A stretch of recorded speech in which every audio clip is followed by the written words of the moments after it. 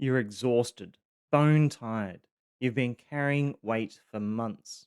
Work, home, relationships, the constant vigilance of trying not to trigger another blow up. And you sit down just for a moment, just to breathe.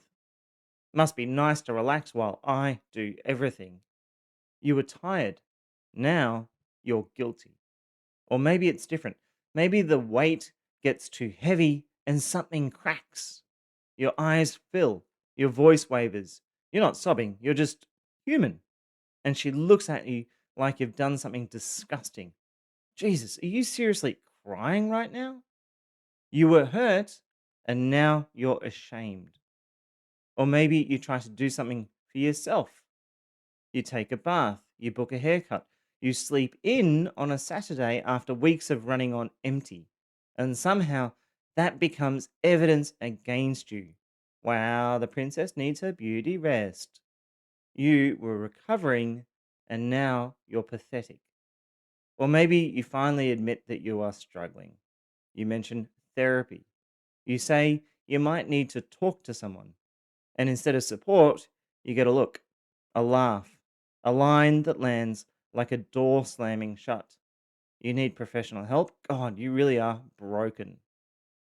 You are reaching for support, but now you're defective. This is what it looks like when your needs get attacked. Every attempt to feel, to rest, to recover, to seek help turn into evidence of your failure as a man. Your abuser doesn't just deny your needs, they shame you for having them. In part one, we covered how your identity gets attacked. This video goes deeper.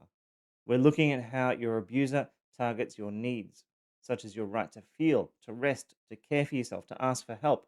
Four tactics designed to keep you depleted, isolated, and unable to recharge. Because a man running on empty is a man that is easier to control. If you haven't yet watched part one, I'd recommend it. It covers what masculinity mockery is, how it works as coercive control, and the psychological mechanisms your abuser exploits, including the act like a man box, and how your abuser tightens the walls to keep you trapped. That's the foundation. This video, part two, builds upon that. Here we're focusing on four tactics that target your needs. Each one exploits the same conditioning. Men don't complain, men don't need, men handle things on their own. The first demands your silence.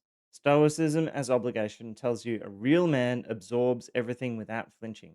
Pain, hurt, even joy. Any emotion becomes evidence you're not man enough. The second punishes you when you break that silence. Emotional honesty as weakness attacks you for expressing anything real. You take a risk, you open up, and you get mocked, dismissed, or it gets weaponized. The loop closes. Silence is demanded, expression is punished. The third denies you recovery. Appearance and self care ridicule shames you for resting, grooming, sleeping, anything that might restore you. A depleted man is easier to control. The fourth cuts you off from support. Help seeking is failure tells you that reaching for help proves you're broken. Therapy is weakness, talking to someone is failure.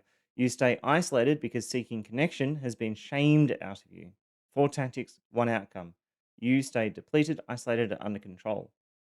For those new to this channel, this is Stand Again, a lived experience content for male victims of family violence. Abuse is not gendered, but support often is. This channel exists to fill that gap. If this content resonates, please like, subscribe, and type the words Stand Again into the comments. Those two words help the algorithm, but they do something else too. There are men watching this in silence, men who are not ready to speak. When they scroll through and see the words Stand Again in the comments, they realize they're not alone. Your two words might be the thing that helps another man feel seen. Let's get into it. The first is Stoicism as obligation. Stoicism as obligation weaponizes a positive trait. In healthy relationships, emotional steadiness is valuable. Being able to stay calm, hold space for others, regulate during stress, these are strengths. Your abuser takes that strength and twists it into a cage. The difference is this: healthy stoicism is something you choose. Weaponized stoicism is something demanded of you so your abuser can treat you badly without consequence.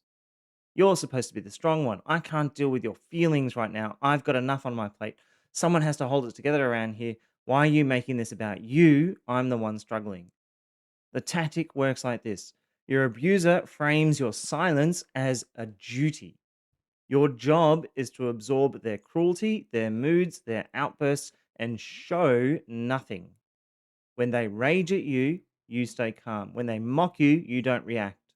When they treat you with contempt, you absorb it. That's your role. That's what a good man does. The abuse hides inside that expectation. You're not being stoic because the situation calls for it. You're being stoic so your abuser never has to face the impact of how they treat you. Your silence protects them from accountability. Every cruel word lands and disappears into your duty to absorb it, and it extends beyond absorbing mistreatment. Joy gets policed too. If you laugh, you're not taking things seriously. If you get excited, you're being immature. If you want to play, be silly, enjoy a moment, you're told to grow up. The only acceptable state is neutral availability, ready to serve, ready to absorb, never feeling anything of your own. This is how it works as control. Your abuser outsources the cost of their behavior to you. They get to act however they want. You carry the weight of it silently. The emotional labor flows one direction. And because it's been framed as a strength, as duty, as what a good man does, you don't see it as exploitation. You think you're being the rock. You don't realize the rock is tied around your feet and you are drowning. The impact is a slow disappearing. You suppress so consistently that you lose access to yourself. Your emotional life goes quiet. You become the function so completely that you forget that there's a person underneath. And your abuser benefits from every moment of your silence because as long as you're absorbing, they never have to change. Type 2 is emotional honesty as weakness. Emotional honesty as weakness is the other side of that coin. Stoicism as obligation demands your silence. This tactic punishes you when you break that silence. You take a risk, you decide to express something real, something vulnerable, something that matters to you. Maybe you're calm about it. Maybe you've rehearsed the words. Maybe you've waited for the right moment when things feel safe enough to try. And instead of being heard, you're attacked. God, you're so dramatic. You're too emotional to have this conversation. If you were really strong, you wouldn't feel like that. No one else would put up with this. You're clearly unstable. I can't believe you're still hung up on that. The tactic works like this: the act of expressing becomes proof of your defectiveness. It doesn't matter what you said or how you said it. The fact you needed to say it at all is seen as the problem. A real man would have processed this internally. A real man wouldn't need to talk about his feelings. By opening your mouth, you've revealed something shameful about yourself. This creates a closed loop with Stoicism as obligation. You suppress because that's what's demanded. The pressure builds, you can't hold it anymore, so you take a risk and express something, and you get punished, mocked, dismissed, and met with contempt. So you learn that silence is safer. Back into suppression you go. The loop tightens with every cycle until speaking feels more dangerous than staying quiet forever. The punishment takes different forms. Sometimes it's ridicule, your feelings become a joke, something to laugh at or imitate back at you in a mocking tone. Sometimes it's dismissal. Your words land and disappear as if you never spoke, as if your inner world doesn't warrant acknowledgement. Sometimes it's weaponization. What you shared in vulnerability gets stored and deployed against you later in the next argument as evidence that you're unstable or oversensitive or just too much. And sometimes it's disgust. Your abuser looks at you like you've done something shameful. Like your emotional honesty has fundamentally changed how they see you. The cultural conditioning makes each punishment land harder for men. Men are already taught that emotional expression is risky, that vulnerability is dangerous, that opening up can be used against you. Your abuser confirms this. They take the risk you took, the courage it requires to be honest, and they make you pay for it. The message is clear. This is what happens when you let your guard down. This is what you get for being human. This is how it works as control. Your abuser becomes someone you cannot be real with. You learn to edit yourself before you speak, to calculate what's safe, to perform a version of yourself that won't invite attack. The relationship becomes surface level. It's functional, operational, hollow. You're there, but you're not really there. You talk, but you don't say anything that matters. Your abuser never has to deal with your inner world because you've learned to keep it locked away. Your abuser gains a partner who has stopped asking for anything, who has stopped naming when something hurts, who has stopped expecting to be heard. You become low maintenance in the worst possible way, not because you don't have needs, but because you've learned that expressing them makes everything worse. The impact reaches into your relationship with yourself. You start to distrust your own emotions. If expressing them leads to attack, maybe there's something wrong with the feelings themselves. Maybe you shouldn't feel what you feel. You begin to gaslight yourself, dismissing your own pain before your abuser gets the chance. You tell yourself you're overreacting before they can say it. The external silencing becomes internal silencing. And eventually you stop knowing what you feel at all. The signal goes quiet. And that silence is exactly what your abuser needed. Type 3 is appearance and self care ridicule. Appearance and self care ridicule denies you the right to recover. Your abuser mocks you for resting, grooming, sleeping, anything that might restore your energy and help you feel human. You'll hear things like, must be nice to sleep in while I do everything. Or you're having a bath. What are you, a princess? Or even, God, you and your man flu. It's just a cold. The tactic works like this: any act of self care becomes evidence against you. Rest is seen as laziness, grooming is vanity, sleep is seen as selfishness. Taking a moment for yourself means you're abandoning your responsibilities. Your abuser frames basic human needs as character flaws, and specifically as failures of masculinity. Real men push through. Real men don't need rest. Real men don't take baths or worry about how they look. The cultural conditioning makes this land hard. Men are taught to ignore their bodies, to keep going on no matter what, to treat self care as indulgence. So when your abuser mocks you for sleeping in after an exhausting week or sneers when you want to recover from an illness, it confirms shame that was already installed from culture. Maybe you are being lazy, maybe you don't deserve the rest. This is how it works as control. A depleted man is easier to control. If you are running on empty, if you're exhausted, unwell, burnt out, you don't have the energy to think clearly, to push back, or question what's happening in this abusive relationship. Your abuser needs you depleted, and this tactic keeps you there. You learn that rest comes with a price, so you stop resting. You push through when you should sleep. You ignore illness when you should recover. You run yourself into the ground because the mockery isn't worth it. And here's the double standard: your abuser probably takes care of themselves. They rest when they need to, they have their routines, their comforts, their recovery time. Self care is only shameful when you do it. For them, it's deserved. The impact is physical as well as psychological.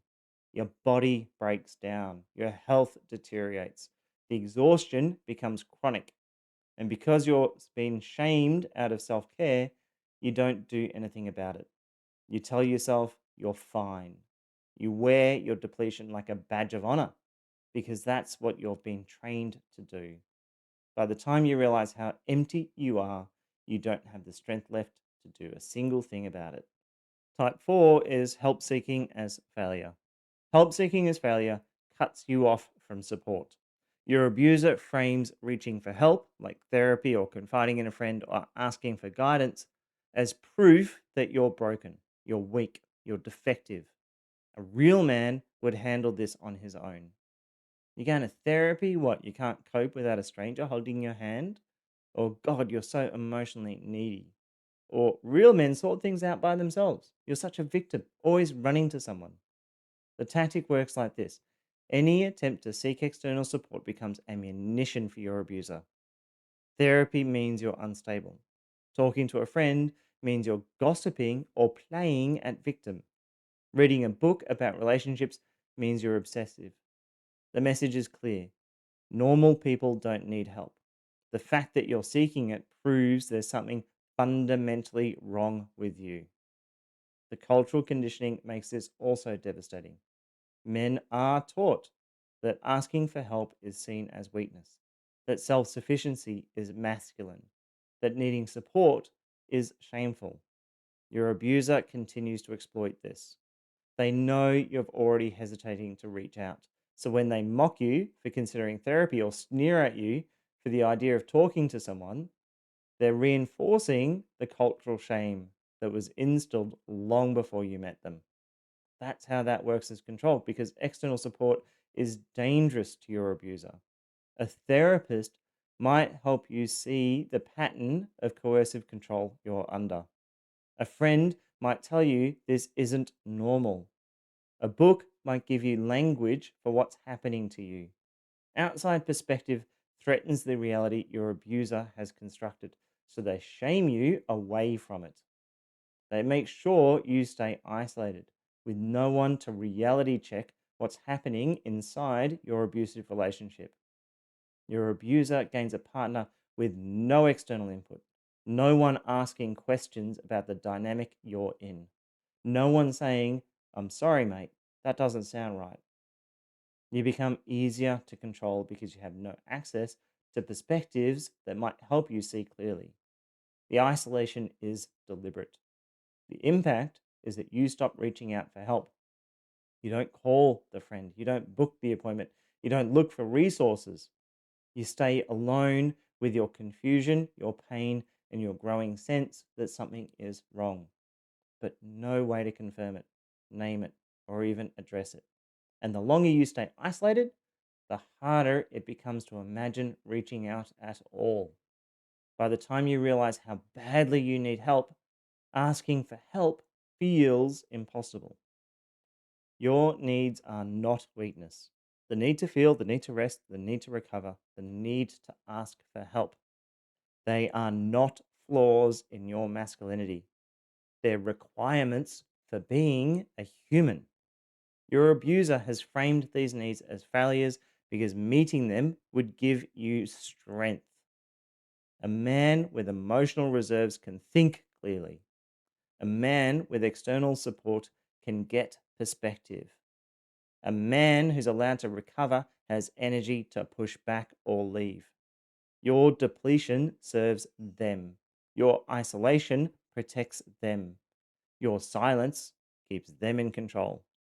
The tools we covered in part one apply here too. Your gender does not make you inferior. Your value is not defined by your abuser. And the shame you feel when you try to rest or express or reach for help, that shame was instilled long before you met them. They just learned where those buttons are. You're allowed to feel, you're allowed to rest, you're allowed to take care of yourself, you're allowed to ask for help. These are not permissions you need to earn. They're yours by virtue of being a human. In part three, we'll cover how your roles will get attacked, such as your role as a provider, your reputation, and your identity as a father. Thank you for being here. This is Stand Again, lived experience platform for male survivors of family violence. Please like, comment, and subscribe. Your voice might just help another man find his. If you're looking for one on one support, you can book coaching with a member of the Stand Again team. Simply visit standagain.com.au, where you will also find grounded information on surviving and recovering from family violence as a man. As always, remember that no matter how many times you've been knocked down, you can stand again.